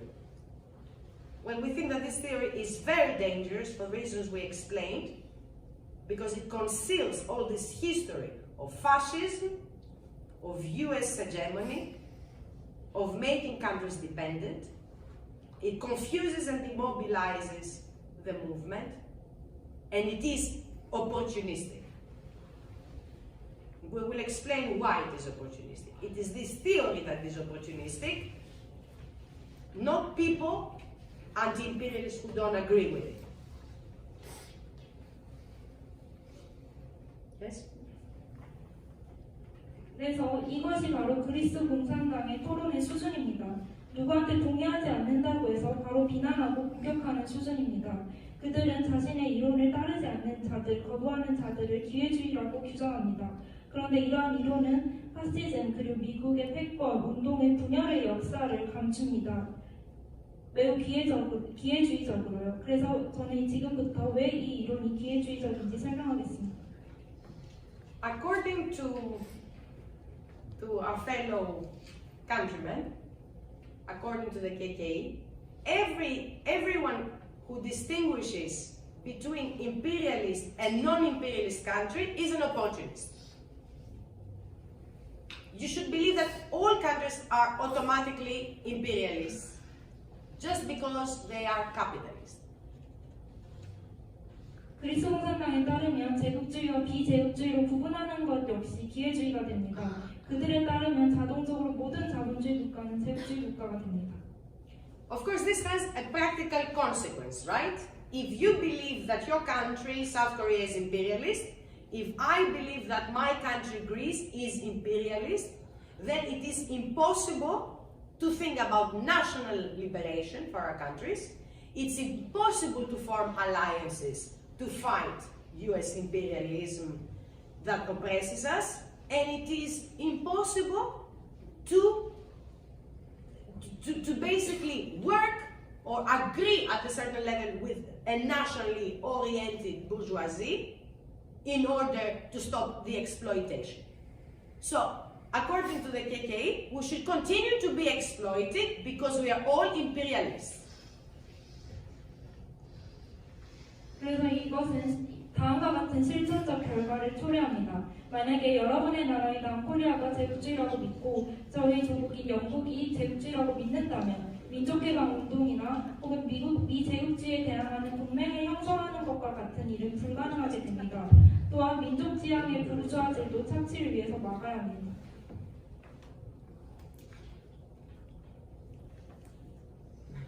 So, let's see who are these opportunists who dare to separate imperialist countries from non-imperialist ones.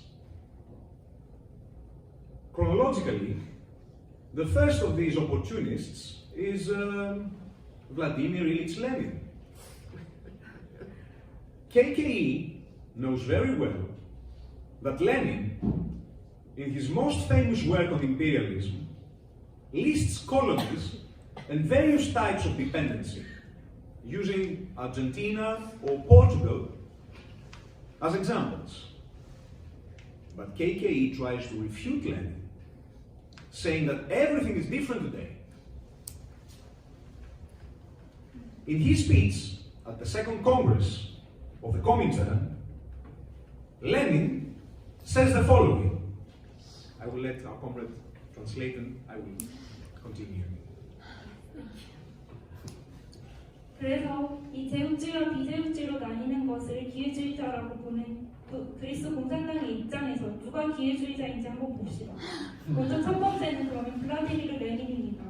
그리스 공산당은 레닌의 제국주의론에서 식민지와 의존성에 대해 얘기하며 아르헨티나와 포르투갈을 예시로 든 것을 잘 알고 있습니다. 그러나 그리스 공산당은 현 시대에는 모든 게 달라졌다는 이유로 이를 부정하고 있습니다.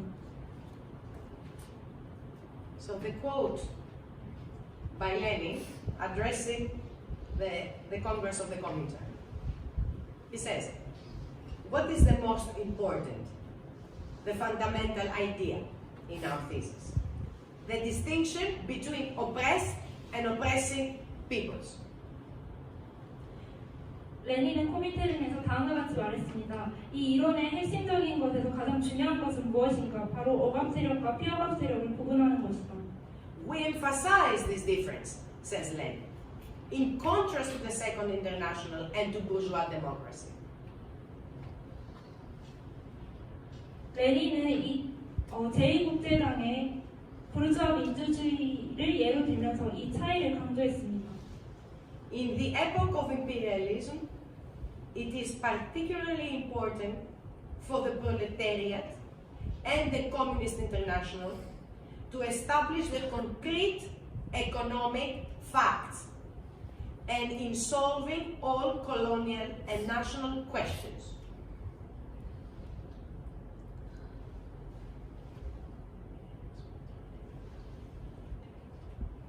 현 제국주의 시기에서 특히나 중요한 것은 프롤레타리아와 문제와 그리고 구체적인 경제적 사실들을 분석하는 것입니다. 모든 식민 문제와 그리고 민족 문제를 풀기 위해서 그리고 추상적인 원칙으로부터가 아니라 구체적인 현실, 구체적인 현상으로부터 출발하기 위해서입니다. To proceed not from abstract principles, but from the phenomena of concrete reality. The characteristic feature of imperialism is that, as we see at present, the whole world is divided into a large number of oppressed peoples and a small handful of oppressing peoples. 우리가 볼 수 있다시피 제국주의의 특징은 현재의 전 세계가 다수의 피어갑 민중과 한 줌밖에 안 되는 억압 세력으로 이루어져 있다는 것입니다. It cannot be said more clearly 이것보다 더 명확하게 말할 수는 없습니다. that the very distinction between the minority of imperialist countries and the majority of oppressed nations 소수에 해당하는 제국주의와 다수에 해당하는 피어갑 민족 간의 구별, 이보다 더 명확할 수는 없습니다. which include not only colonies but also the dependent non-colonies like Greece. Greece is not a colony, it's a dependent country. 식민지 나라뿐만 아니라 그리스와 같은 식민지가 아니지만 종속적인 나라까지 포함합니다. Greece, by the way, it's a dead colony of the European Union. 물론 그리스는 유럽연합의 부채의 노예입니다. But according to our Communist Party of Greece, we are imperialists. 그런데 그리스 공산당에 따르면 그리스도 제국주의 국가입니다. I hope you see the problem here, right? 여기서 여러분이 문제를 찾을 수 있길 바랍니다. So it is Lenin that gives us the Bolshevik analysis. 이것이 바로 레닌과 볼셰비키가 우리에게 주는 분석입니다. But according to KKE, if you have the Bolshevik line, you are a Menshevik. 그러나 그리스 공산당에 따르면 이런 볼셰비키 노선을 따르면 멘셰비키가 됩니다. You start seeing the confusion that is spread in the movement. 이 운동의 경향에서 문제점을 아시겠죠? There are plenty of citations from Lenin that talk about alliances with the bourgeoisie. Was Lenin an opportunist?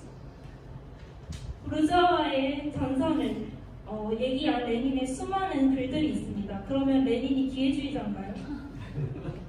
Lenin says, we as communists must and will only support the bourgeois liberation movements in the colonial countries if these movements are really revolutionary. 레닌이 말하기를 우리는 공동주의자로서 만약에 이런 운동들이 정말로 혁명적이라면 식민지 나라에서의 부르주아 해방 운동을 지지해야만 하고 지지할 것이다 라고 되어 있습니다. If the representatives do not prevent us from educating and organizing the peasantry and the broad masses of the exploited in a revolutionary spirit. 만약에 그 부르주아 민족 해방 운동의 대표자들이 우리가 빈농가 그리고 광범위한 대중을 조직하고 혁명적 정신을 가지고 착취에 반대할 수 있도록 교육하는 것을 막지 않는다면 그렇게 할 것이라고 되어 있습니다. On the other hand, if these conditions are not present, the communists in this country must fight the reformist bourgeoisie. 혹은 다른 한편 만약에 이러한 조건들이 성숙되어 있지 않다면 이러한 나라들의 공동주의자들은 개량적인 부르주아에 대항해서 싸워야 한다고 나와 있습니다. So, according to Lenin, the alliances with the bourgeoisie are not excluded. And we communists must have tactics and strategy in order to win, in order to be able to distinguish which alliance to make with whom and when. 그래서 레닌에 따르면 부르주아와의 동맹은 배제되지 않았습니다. 우리는 공동주의자로서 승리를 위해서 전술과 전략을 이해하고 누구와 언제 동맹을 맺을 것인지 구분할 수 있어야 합니다. It has become clear that the working people in Russia, the communist parties of Russia right now, have the clarity, the courage, the responsibility towards their masses to make these alliances under conditions, under terms, without closing their eyes, without illusions. As communists, we must not have illusions that the bourgeoisie is going to fight our war, but we create alliances.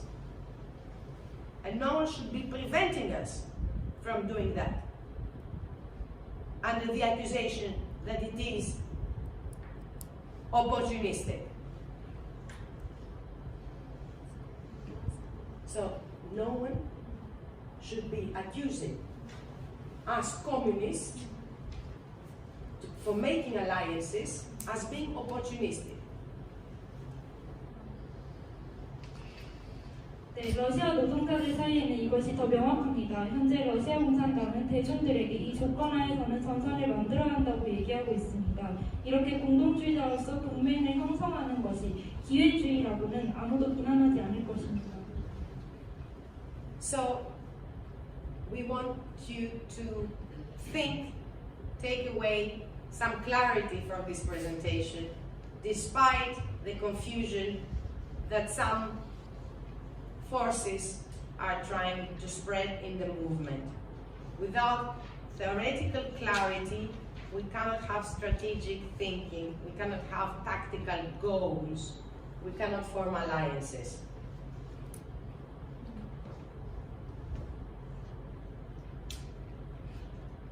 그래서 우리는 이러한 운동 내에 혼란을 일으키는 몇몇 세력에도 불구하고 명확성을 강조합니다. 왜냐하면 이론적인 명확성 없이는 전략적 사고와 전술적 목적 그리고 동맹을 형성할 수 없기 때문입니다. Stalin, who was a student of Lenin, supported national liberation movements. 레닌의 제자였던 스탈린 역시 민족해방 운동을 지지했습니다. The Chinese communists in 1927 were advised to work with the bourgeoisie even after the betrayal of and the cruel persecution of the communists. 중국 공산당은 1920년대 부르주아 세력의 그 잔인한 공산주의자들에 대한 탄압에도 불구하고 부르주아 세력과의 동맹을 얘기했습니다. The Soviet Union, that had tactics and strategy, first had severed ties with the Kuomintang, but restored it in 1937, because tactics change, and has supported both the Communist Party and the Kuomintang. And we have numerous examples from history, numerous statements by Stalin about the cooperation that communists should be able to lead with the bourgeois national movements, like the one in China. 소련의 전략 전술에서도 1937년 코민테른에서는 전술이 바뀌었습니다. 스탈린은 모든 공산당들에게 코민테른에서 마치 중국의 부르주아 민족해방 세력과의 합작처럼 우리도 민족해방 운동에서 그렇게 해야 한다고 말했습니다. So we want to ask KK, who are the opportunists? Stalin, Mao Zedong, the leaders of Korea and Cuba, who have carried out successful socialist revolutions? Do we have to close our eyes and deny those socialist revolutions? Or Kim Jong-il, who commented on neocolonialism towards the countries that have just freed themselves from the colonial yoke, and who was writing in 1960, because of the old colonialist policies of Japanese colonialism, Korea used to have the face of a colonial dependent state. But today, South Korea, falling victim to US neo-colonial policies, is a colony under the guise of an independent state. 그렇다면 그리스 공산당은 누가 기회주의라고 하는 것일까요? 바로 스탈린이고 마오쩌둥이며 승리적인 혁명을 이끌었던 코리아의 지도자들, 쿠바의 지도자들입니다. 그리고 신식민주에 맞서 싸웠던 코리아의 지도자들 역시 그리스 공산당에 의하면 기회주의가 됩니다. 현재 남코리아는 미국의 신식민주의 정책하에 있습니다. So, because we are finding ourselves in your country, not that we don't read the history of these important, most important forefathers of socialism and communism, we have to read this quote by Kim Jong-il, because he says very clearly that colonies transformed into dependent countries and colonial exploitation continues in covert form, and the imperialists export capital and prevent the development of national economy. He says it clear. You cannot then argue that a country with such dependent economy is imperialist. It doesn't make sense. It contradicts the foundations of Marxism.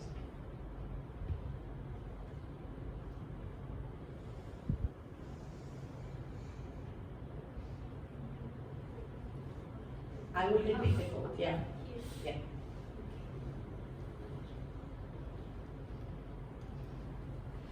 네, 저는 여기서 세계에서 가장 중요한 사회주의 공산주의의 4명의 지도자를 짚고 넘어갈 수밖에 없습니다. 코리아의 지도자는 일본 식민주의의 아주 오래된 식민주의 정체 때문에 코리아는 식민주의 의존국이 되어야만 했었다. 하지만 현재 현재 그 남코리아는 미국의 다시 신식민주의 정책 하에 놓여 마치 독립국가로서의 가면을 쓰고 실제로는 식민지인 상황에 처해 있다. 네, 이 문구만 봐도 우리는 더 논쟁할 거리가 없습니다. 막스의 기초에 대한 모순인 것입니다. So something is seriously wrong with this theory of the pyramid. I hope we have been able to demonstrate this. You can find the same understanding, clarity of imperialism in the writings of Che Guevara, of course, where he understands the total dependency of oppressed countries. Where, again, these are students of Lenin who are able to see what is a minority, a handful of oppressions. This list is indefinite. You can, in your own reading, in your own studies, you can find thousands of quotations to support this. 네, 이것만 봐도 피라미드 이론은 심각한 오류를 가지고 있다는 것을 알 수 있습니다. 제국주의에 대한 명확한 규정은 체게바라의 글에서도 찾아볼 수 있고, 레닌이 소수의 한 층밖에 안 되는 억압국가, 제국주의 국가라고 표현한 수많은 인용구에서도 찾아볼 수 있습니다. What this theory of the pyramid wants us to forget, it's all the successful socialist revolutions of the world, basically. 그리고 기본적으로 이 피라미드 이론이 간과하고 있는 것은 성공적인 혁명입니다. 세계적으로 일어났던 성공적인 사회주의 혁명들에 대한 것입니다. That unlike the Russian Revolution, these revolutions were inspired by the idea of national liberation. 또한 민족해방 사상에 의해 완수됐던 민족해방 혁명에 대해서도 간과하고 있습니다. We need to remember in history the group around Fidel Castro in Cuba. And KK seems to love Cuba. It's maybe the only country that it has a problem defining as imperialist. But they also have to remember that the group around Castro was not Marxist. It consisted of peasants.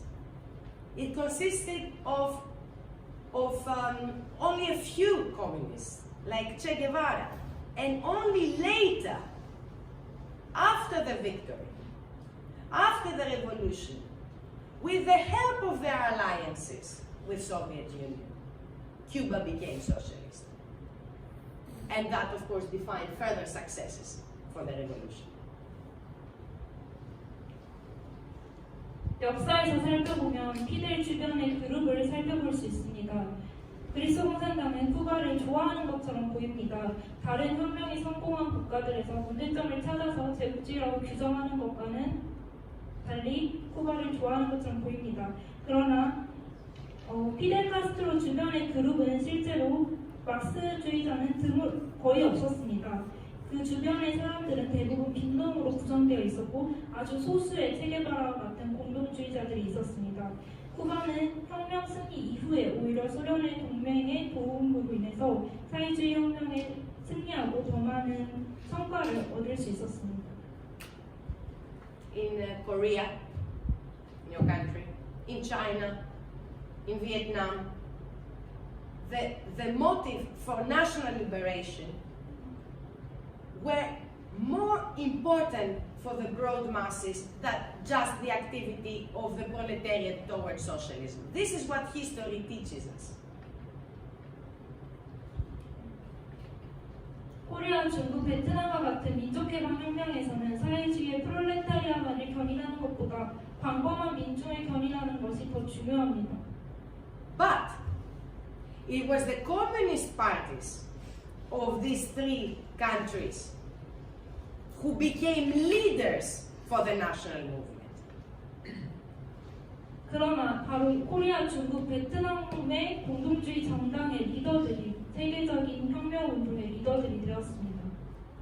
And back then, and throughout the 20th century, there was no doubt in the communist movement about who is imperialist and who is not imperialist. And they were not saying that they were all participating in an imperialist pyramid. 그리고 20세기 이 시기의 공동주의 운동 내에는 누가 제국주의고 누가 제국주의가 아닌지에 대한 혼란은 없었습니다. 제국주의 피라미드에 속하는 모든 제국주의 국가가 제국주의라고 하는 일은 없었습니다. And that's why they were successful.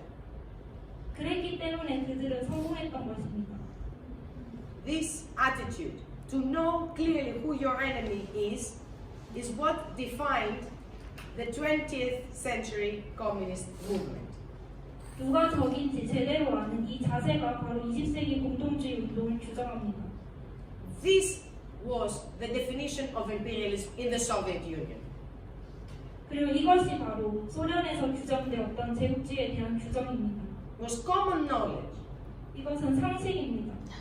Everybody described the situation as the hegemony of the USA.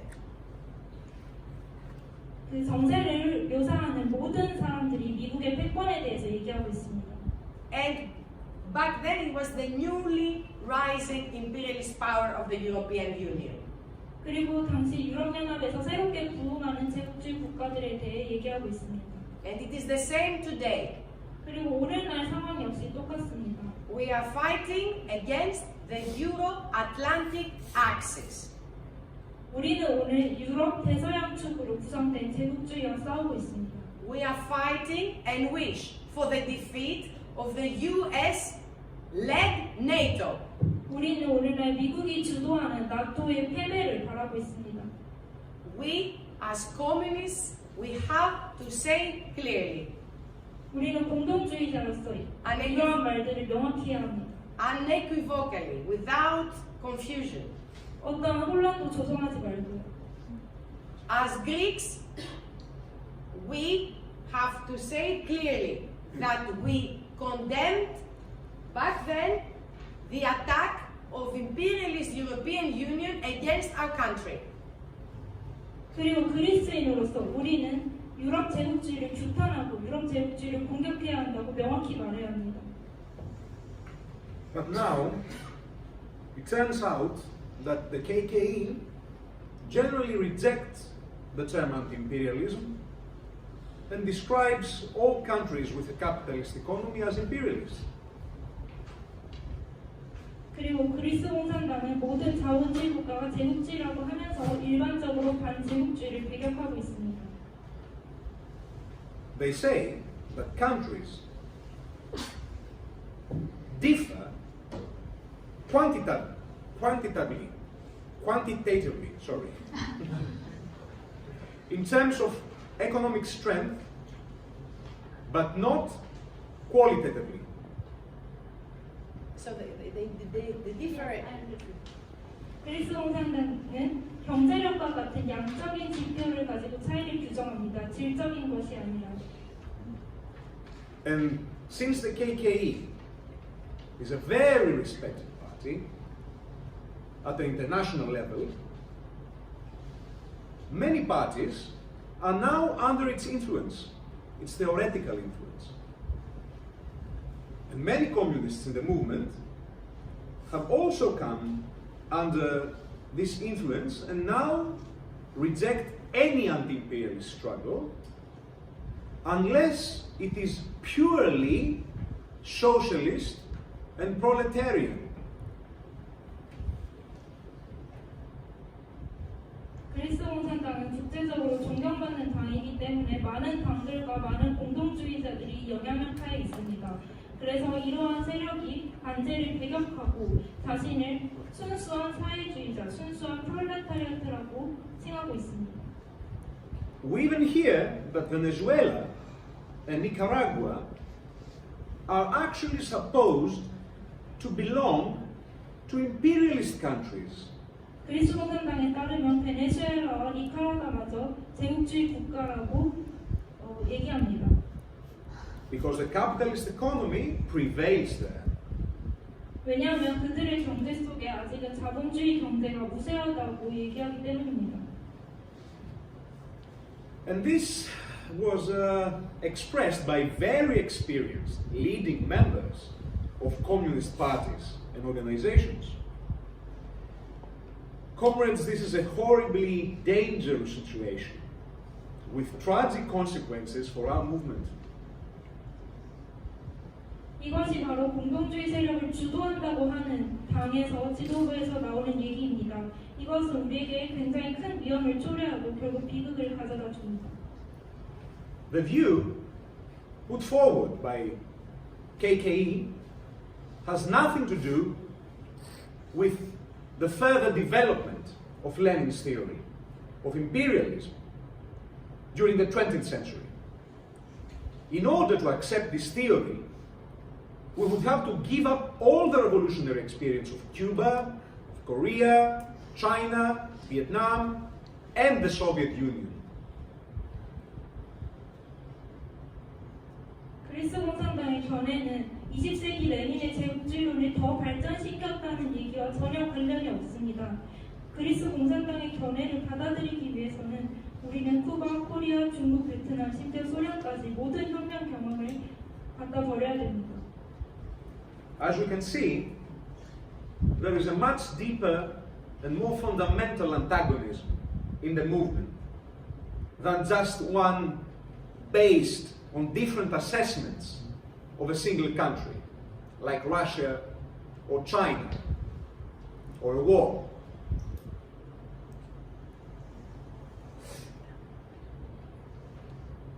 그리고 이로 인해 더 깊고 본질적인 적대감이 존재하게 됩니다.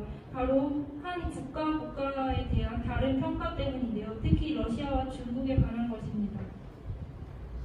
And it is precisely this massive contrast that should be first be clarified. Only after clarification you can talk about Russia, China, Ukraine, or any other individual country.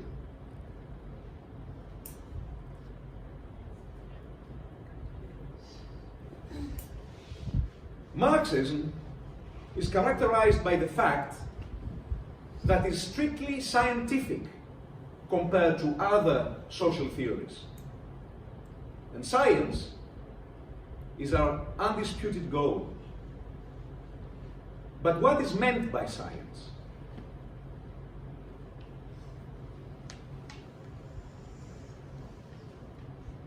막시즘은 다른 사회 이론에 비해서 가장 과학적으로 성격을 규정합니다. 과학은 논쟁이 필요 없습니다. Can one have an opinion about the character of a war?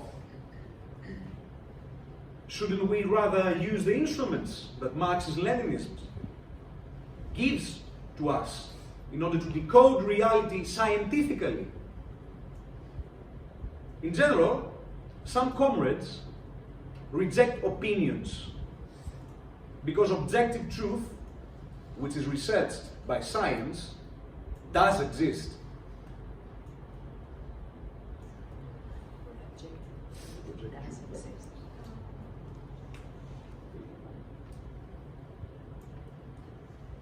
만약에 전쟁의 성격에 대해서 의견을 내려고 하면 마크스레닌주의적인 도구를 이용해서 현실을 과학적으로 분석해야 합니다. 그런데 보통 누군가 거부할 때 이것이 진리를 반대하는 것이라면 사실 이건 불가능한 거부입니다. But when we talk about science, it always allows for different opinions.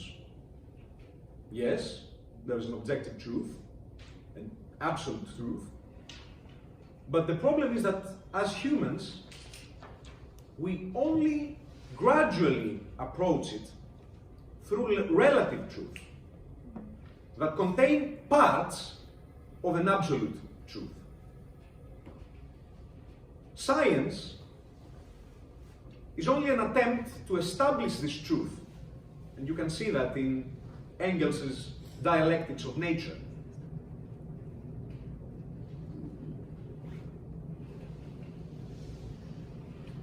과학은 다른 의견들을 허용합니다. 물론 그러한 의견들은 객관적 진리, 절대적 진리 등이 있습니다.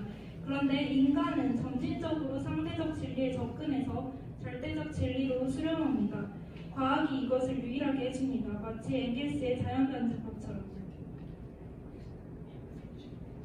Different opinions are necessary, and the truth is only known in the process of scientific discussion with evidence and experimentation.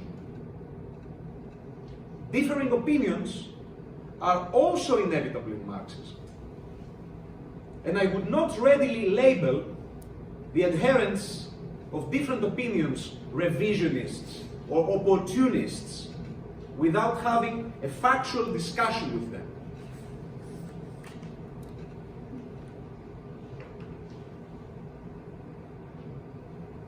다른 의견들에 대해서 과학적인 토의, 증거, 실험을 통해 진리를 찾아야 합니다.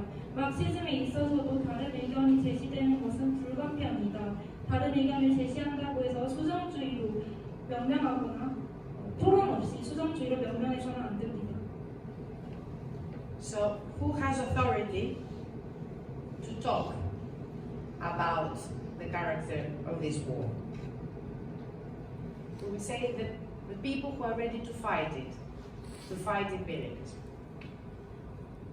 There is scientific authority and there is political authority. And the best authority is the one that takes political, tactical decisions based on scientific knowledge of imperialism.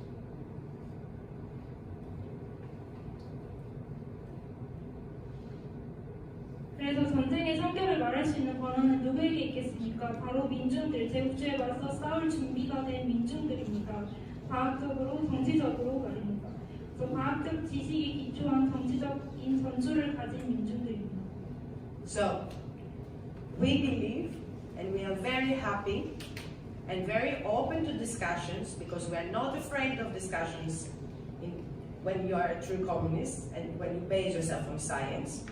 You don't label another communist party as opportunistic without participating in an equal dialogue about such an important thing, such as this war.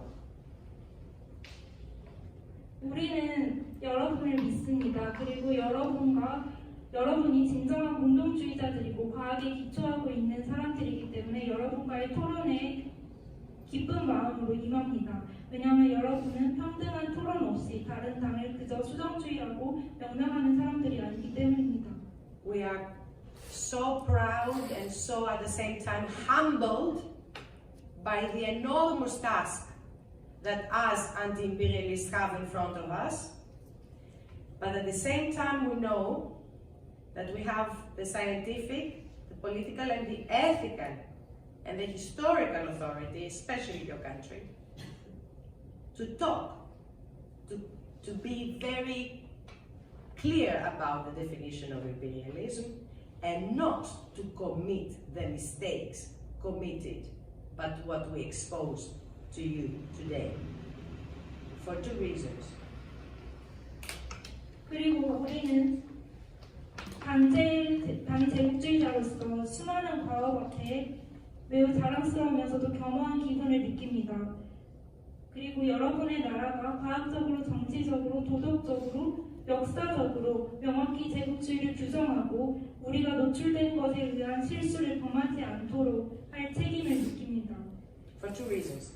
That we know that we cannot treat countries as individuals, as single entities, without connections with the other countries in the world.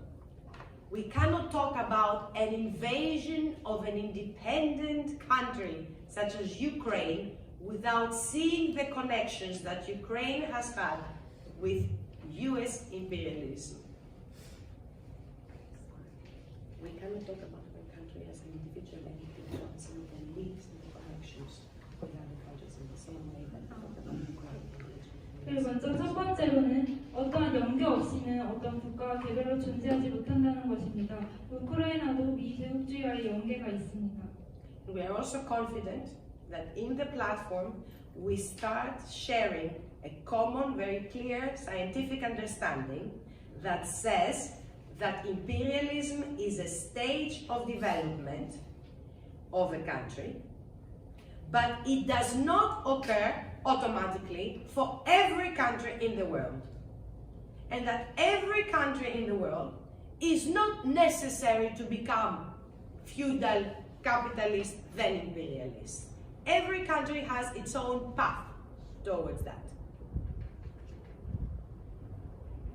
그리고 두 번째로 확신하는 것은 플랫폼이 상식으로 그리고 명확히 과학적으로 제국주의는 각 나라의 발전 단계임을 강조하는 것입니다. 제국주의는 자동적으로 모든 나라에 나타나지 않습니다. 모든 나라가 자동적으로 봉건제, 자본제를 거쳐서 제국주의가 되지 않습니다. 모든 나라는 각자의 발전 경로를 가집니다. And as a conclusion, we are confident that we share the understanding that imperialism is not a pseudo theory about pyramid. It is a reality. It is what Lenin described, a chain with links. Center, semi-periphery, periphery. And every country belongs to this order, but not every country is an imperialist exploiter. 그리고 결론적으로 우리는 우리의 이해를 공유하고 싶습니다. 제국주의는 제국주의 피라미드론과 같은 사이드 이론이 아니라 레닌의 고리로 연결된 사슬을 묘사한 그런 현실적인 이론입니다. 레닌에 따르면 모든 나라가 이 사슬의 질서에 엮여 있지만 그렇다고 해서 모든 나라가 제국주의 국가이자 착취 국가는 아닙니다. So, with this clarity, with this determination, we need to mobilize as many people as we can to enter the anti-imperialist camp and to be able to rise to face the challenges of our times without feeling defeated and demobilized. We owe it to the future generations. Thank you for listening to us. 그래서 이러한 명확한 확신을 가지고 많은 민중을 조직하여 반제 진영으로 동원해서 우리 시대의 난관을 패배주의와 분열 없이 미래 세대를 위한 승리로 이끌 것입니다. 지금까지 들어주셔서 감사합니다. 다시 한번 이 시간 함께해 주신 두 분께 큰 박수 부탁드립니다.